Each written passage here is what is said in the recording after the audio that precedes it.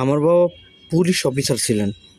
1971 সনের 5ই মে তাকে দেশপ্রেমের অপরাধে পাক আর্মি গুলি করে হত্যা করে। সে সময় আমার ছোট ছোট ভাই বোনদের নিয়ে বরিশালের এক গ্রামে লুকিয়ে আছি। কি দুঃসহ দিনই না গিয়েছে। বুকের ভেতর কিলকিল করছে ঘৃণা, লক লক করছে প্রতিশোধের আগুন।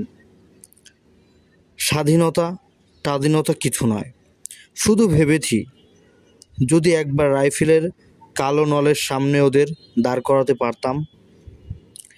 ঠিক এরকম ঘৃণা, প্রতিশোধ গ্রহণের একই রকম তীব্র আকাঙ্ক্ষা সেই অন্ধকার দিনের অসংখ্য ছেলেকে দুঃসাহসী করে তুলেছিল। তাদের যুদ্ধের কোনো অভিজ্ঞতা ছিল না, কোনো সহায় সম্বলও ছিল না, কিন্তু শ্যামল ছায়ার জন্যে গাঢ় ভালোবাসা ছিল। আমার শ্যামল ছায়া সেই সব বন্ধুদের প্রতি শ্রদ্ধার্ঘ্য। হুমায়ূন আহমেদ।